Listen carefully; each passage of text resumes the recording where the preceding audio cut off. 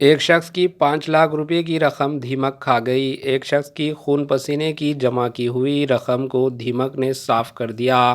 یہ واقعہ آندھرا پردیش کے ضلع کرشنا میں پیش آیا۔ تفصیلات کے مطابق ضلع کے میلاورم ٹاؤن سے تعلق رکھنے والے شخص، جس کی شناخت بھی جمالیہ کے طور پر کی گئی ہے، اس واقعے میں اپنی جمع بچت سے محروم ہو گیا۔